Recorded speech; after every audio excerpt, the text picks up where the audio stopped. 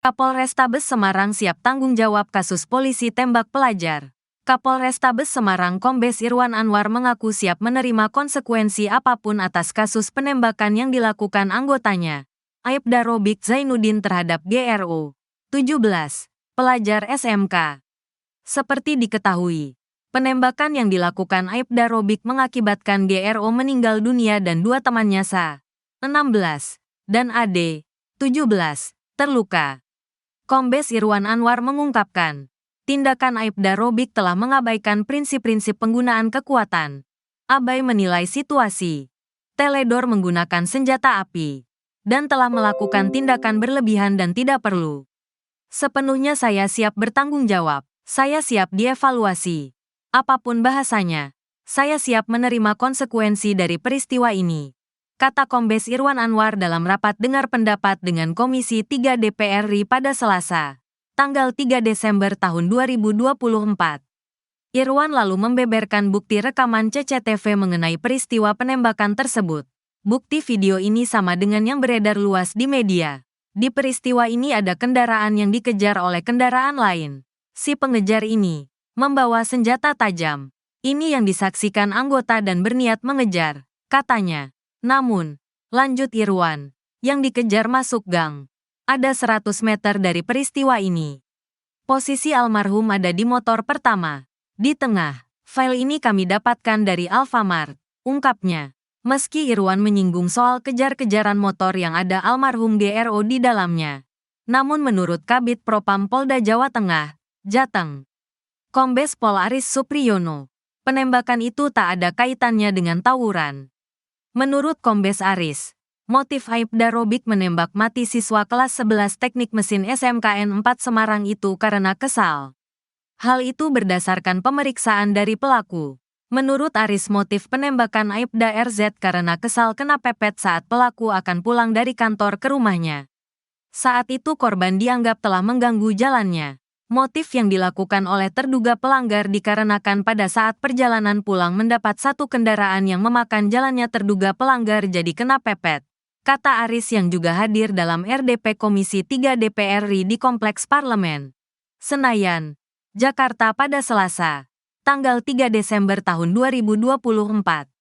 Saat itu, Aris menyatakan bahwa pelaku sempat mengejar korban yang kabur ke dalam gang. Namun saat itu pelaku menunggu sampai korban balik kembali ke titik semula. Tak lama kemudian korban kembali ke titik semula yang menjadi tempat terjadinya saling pepet. Di saat itu pelaku melakukan penembakan kepada korban. Akhirnya terduga pelanggar menunggu 3 orang ini putar balik. Kurang lebih seperti itu dan terjadilah penembakan, jelasnya. Dalam kasus ini, terduga Aibda RZ melanggar Perkap Nomor 1 Tahun 2009 tentang penggunaan senjata api. Selain itu, Pasal 13 Ayat 1 PPRI Nomor 1 Tahun 2003 dan Perpol Nomor 7 Tahun 2022 tentang Kode Etik Kepolisian. Pelanggar tinggal menunggu sidang kode etik, yang seyogyanya kami lakukan hari ini. Kami laksanakan hari berikutnya, pungkasnya. Polda bereaksi usai video Aibda Robik tembak pelajar beredar luas ke publik. Bocornya video diduga aksi penembakan Aibda Robik Zainuddin, 38, terhadap GRO 17, pelajar SMK di Semarang hingga tewas, akhirnya berbuntut. Dalam video yang kini beredar luas di media itu memperlihatkan aksi Aibda Robik Zainuddin menembak korban persis di depan Alfamart Jalan Candi Penataran Raya, Ngalian, Kota Semarang. Video berdurasi 41 detik ini menunjukkan waktu penembakan terjadi pada Minggu, tanggal 24 November tahun 2024, pukul 0.19 waktu Indonesia Barat. Terlihat pria berpostur tegap mengendarai motor diduga NMAX melintangkan motornya di tengah jalan depan Alfamart Candi Penataran Raya. Pria itu lantas menarik pelatuknya yang diarahkan ke 3 motor yang melintas di antaranya adalah motor korban. Selama proses sebelum dan saat penembakan tidak ada gerakan perlawanan dari para korban. Menanggapi beredarnya video ini, Kabid Humas Polda Jawa Tengah Kombes Artanto mengatakan, penyidik yang akan menilai rekaman video tersebut. Penyidik nanti yang melakukan penilaian apakah korban melakukan perlawanan atau tidak. kata Kombes Artanto saat konferensi pers di Mapolda Jateng, Senin, tanggal 2 November tahun 2024. Artanto enggan menanggapi lebih jauh soal video penembakan tersebut. Alasan dia, tidak semua hal disampaikan secara vulgar ke publik. Nanti silahkan ikut saja di persidangannya, jelasnya. Dia mengklaim kasus ini akan berjalan secara terbuka karena melibatkan lembaga eksternal seperti Komisi Nasional Hak Asasi Manusia, Komnas HAM, Komisi Kepolisian Nasional, Kompolnas, Komisi Perlindungan Anak Indonesia, KPAI, dan lainnya. Secara internal ada pengawasan dari Mabes Polri, terangnya. Sebelumnya polisi mengklaim mendapatkan bukti video itu dari rekaman CCTV yang ada di lokasi kejadian. Depan Alfamart Jalan Candi Penataran Raya, Ngalian, Kota Semarang. Hanya saja polisi enggan membuka rekaman CCTV itu ke publik, dengan alasan takut disalahgunakan. Bahkan, Komnas HAM yang menginvestigasi kasus ini pun tidak diberi akses untuk membuka bukti rekaman CCTV tersebut. Jangan, itu sebagai alat kita untuk proses hukum.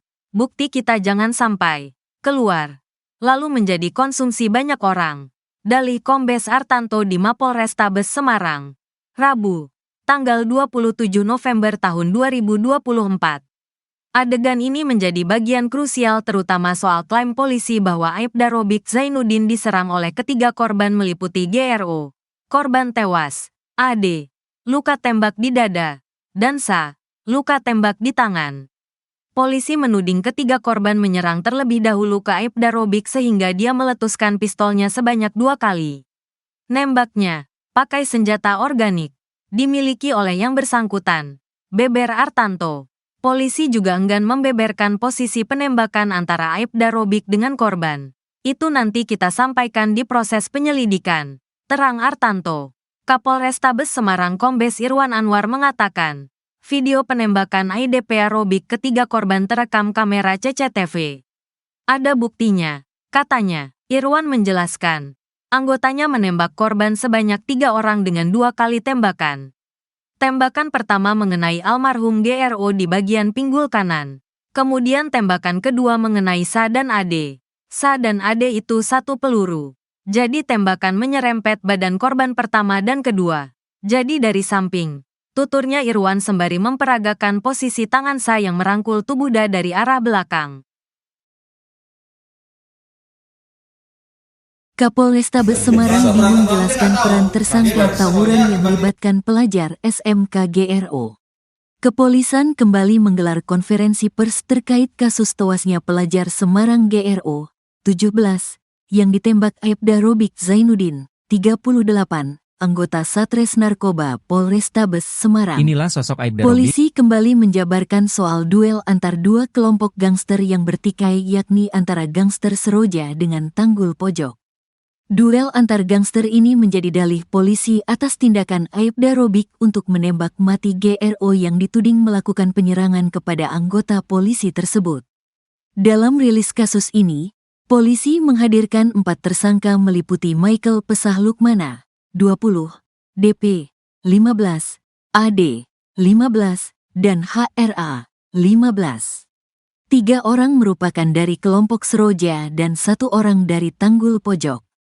Selain itu, polisi menyertakan pula sejumlah barang bukti senjata tajam di antaranya celurit panjang hampir 1 meter warna merah yang diklaim polisi merupakan senjata milik GRO. Kejanggalan dalam rilis kasus ini, anggota gangster dari kelompok Seroja, DP yang tidak mengenali korban tewas GRO malah saling menyerahkan senjata tajam. Kedua remaja ini, menurut keterangan polisi berasal dari kelompok berbeda. Hal yang sama diakui pula oleh DP. Iya, senjata paling panjang itu milik almarhum tapi disita dari saya, ujar DP di Mapolrestabes Semarang, Rabu, tanggal 27 November tahun 2024. Kapolrestabes Semarang Kombes Irwan Anwar kemudian menanyakan apakah senjata ini celurit merah dari kamu? Iya, jawab DP. DP mengaku berasal dari kelompok Seroja tapi ketika terjadi tawuran ikut bergabung ke kelompok korban yakni Tanggul Pojok. Saya nyasar ke kelompok Tanggul Pojok. Makanya, Saya tidak kenal sama GRO, katanya. Dalam peristiwa ini, Kapolrestabes Semarang sempat kebingungan menjelaskan peran dari DP. Jadi, di TKP, lokasi pertama, mereka tawuran. Mereka itu tidak tahu kawan, tidak tahu lawan. Saya agak bingung juga menjelaskannya. Makanya dengarkan sendiri keterangan DP, Beber Irwan. Polisi ketika rilis tersebut juga menayangkan 4 video. 3 video merekam adegan kejar-kejaran yang diambil dari handphone tersangka Michael Pesah Lukmana dari kelompok Seroja. 1 video lainnya berupa aktivitas polisi melakukan penggeledahan senjata tajam milik kelompok Seroja.